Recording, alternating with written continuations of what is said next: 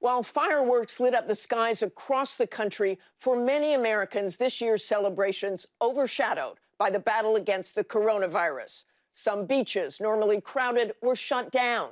In Rhode Island, the nation's oldest Independence Day parade was scaled back to vehicles only. But it was full steam ahead for President Trump. Despite warnings from top health experts against holding large gatherings, the president began his Independence Day celebrations at Mount Rushmore, with thousands of supporters packed together with few visible masks. The president barely mentioning the pandemic, choosing instead to attack those protesting racial injustice. At the White House Saturday, he repeated divisive themes from his past campaigns as his efforts at re-election begin to falter. Those that are lying about our history, those who want us to be ashamed of who we are not interested in justice or in healing. Their goal is demolition. This as top health officials warn the United States is going in the wrong direction. New coronavirus cases passing the 50,000 mark on 4 different days last week. And after decreasing for nearly a month and a half, hospitalizations are trending up. This morning, we'll talk to leaders from hot zones in some of the hardest hit states, Texas, Arizona, and Florida. And we begin with Miami and Mayor Francis Suarez. We appreciate you joining us this morning, Mr. Mayor. Some alarming statistics this July 4th weekend. On Friday, the Miami-Dade region reporting a positivity test rate of 20%, meaning 1 in 5 people who took a coronavirus test tested positive. And on Saturday, Florida reported a new daily record for coronavirus cases, topping the previous record by more than 1,300. How do you stop this spread? What more can be done?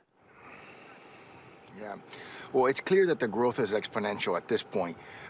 We've been breaking record after record after record all the last couple of weeks. We instituted about a week ago a mask in public rule, and we also increased the severity of penalties for businesses that don't follow the rules. Our county closed down the beaches for the July 4th weekend in the hopes that all these rules will have an impact, a positive impact. It takes a little bit of time to find out exactly, but we're obviously very closely monitoring hospitalizations, and we're very, very closely monitoring the death rate, which are lagging indicators that give us the impression that we have to take much stricter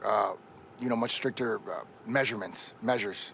As you said, Miami-Dade County did close its beaches, but what do you think of the response from the residents? What have you seen over the last couple of days?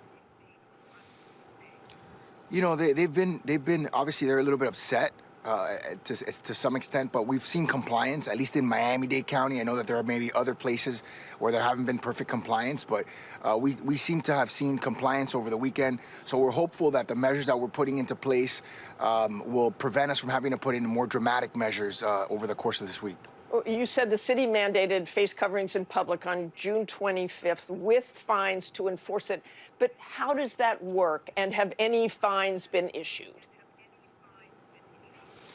Yeah, the way it works is it's similar to when we did a stay-at-home order. We don't actually go door to door and knock on people's homes. And the fact of the matter is there's also an exception for exercise, which a lot of people are outdoors doing. The reason why we do it is it's no different than telling people they need to wear a seatbelt. If you get in a car accident, there's a good chance that you'll walk away if you're wearing a seatbelt. The same thing with the mask. If people are wearing the mask in public, there's a very good chance that we're going to be able to slow down or stop the spread. So that's the reason why we do it. In terms of enforcement, we have the first violation is a warning. The second violation is a $50 fine, then $150 and a $500 fine. We still haven't done massive amounts of enforcement, but we're hoping to see if people comply, and if not, we're going to have to go out there and do that enforcement. And I know you had COVID back in March, and we're happy you fully recovered. At the end of March, Miami had a remain-at-home order in place, which lasted through May 20th. A week later, restaurants were then allowed to reopen to dine-in customers at 50% capacity. Is that what contributed to this? There's no doubt that the fact that we opened, and the city of Miami was the last city in the entire state of Florida to open. I was criticized for waiting so long. But there's no doubt that the fact that when we reopened, people started socializing as if the virus didn't exist. And what we saw was before the stay-at-home order is we saw an increasing slope of 35 new cases per day. Right after we implemented the stay-at-home order, we started seeing that decline almost immediately. We got ahead of the curve, and we were seeing a declining slope of 14 cases a day. Just before this weekend, the incline slope was 91 new cases per day. So it's almost 3 times greater slope than it was prior to the stay-at-home order. So, you know, it's extremely worrisome. Okay, well, thank you very much for joining us, Mayor. We go now to Texas, which hit a record for hospitalizations this weekend. Joining me now is Judge Lina Hidalgo from Harris County, which is home to Houston, the epicenter of the outbreak in Texas. Good morning. I know you were at home because you were exposed to COVID. We hope you stay healthy. We should make clear you function as Harris County's chief executive, controlling the governing body. And last week, your county moved to the highest possible threat level, signifying a severe and uncontrolled level for COVID-19. Give us an update this morning and what you're doing about it. Good morning. Since before Memorial Day, really, we've been seeing a non-linear increase in our hospitalizations.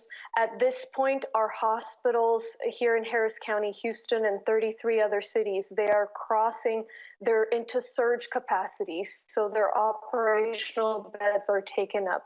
What we're seeing is that wishful thinking is neither good economic policy nor good public health policy. We had initially this increase back in March. I had the authority to issue a stay-home order, and I did quickly, early. We avoided the fate of most other communities our size, but since then the state reopened. Now we know too early, too much. It took away my authority to enforce these orders, and now all I can say is recommend, ask that the community stay home, which of course is not as effective, and I don't think is appropriate at the level of crisis we're facing right now. Today, restaurants are still open.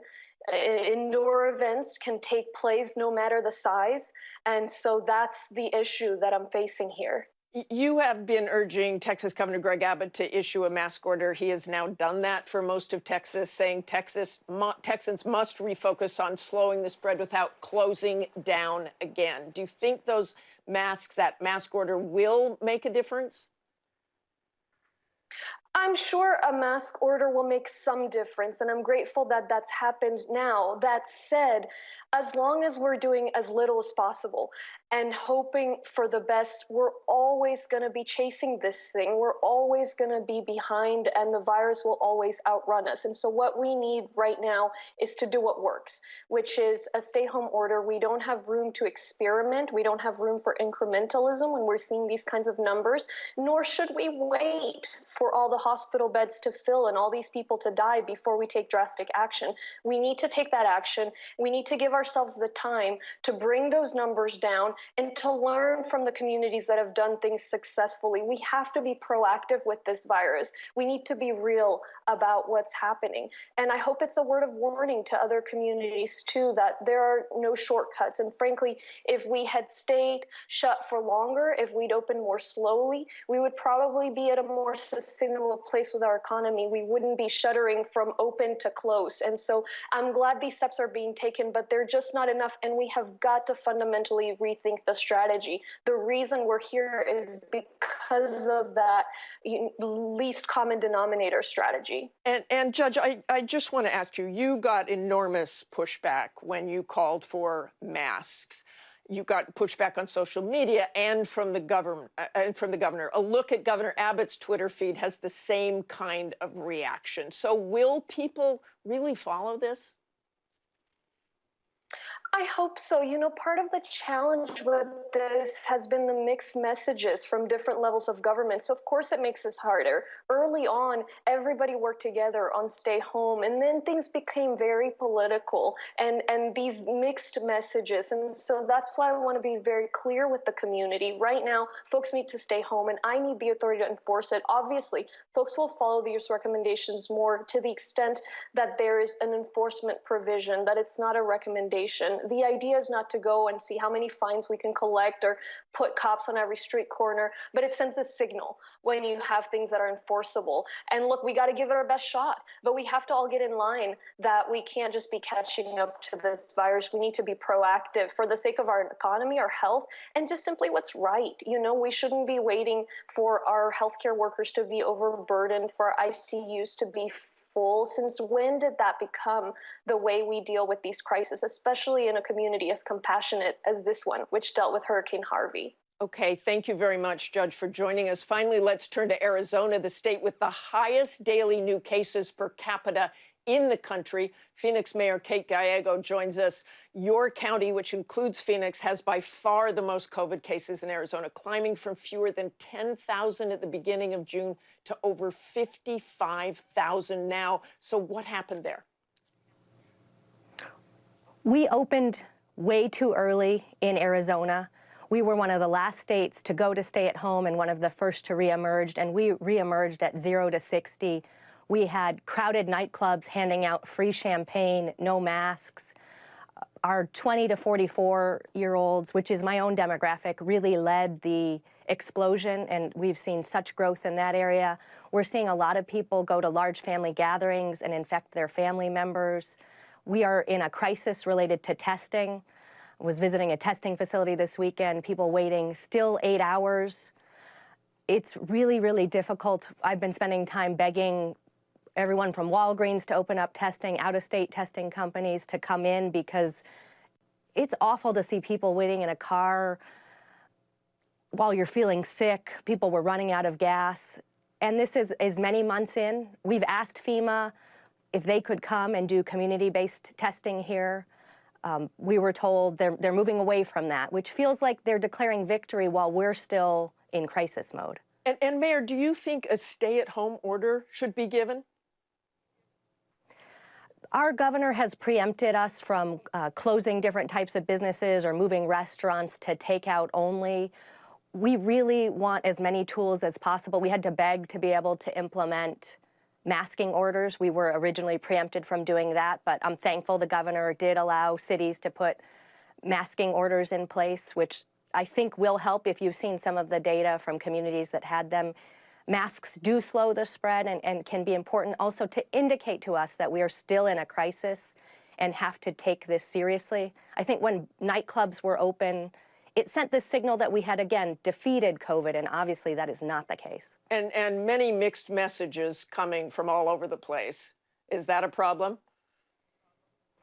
It is. President Trump was in my community, chose not to wear a mask, and he's having large events while I am trying to push people that you need to stay at home and that events with more than 10 people are dangerous per the Centers for Disease Control. Thank you very much for joining us, Mayor, and we wish you the best of luck. Hi, everyone. George Stephanopoulos here. Thanks for checking out the ABC News YouTube channel. If you'd like to get more videos, show highlights, and watch live event coverage, click on the right over here to subscribe to our channel. And don't forget to download the ABC News app for breaking news alerts. Thanks for watching.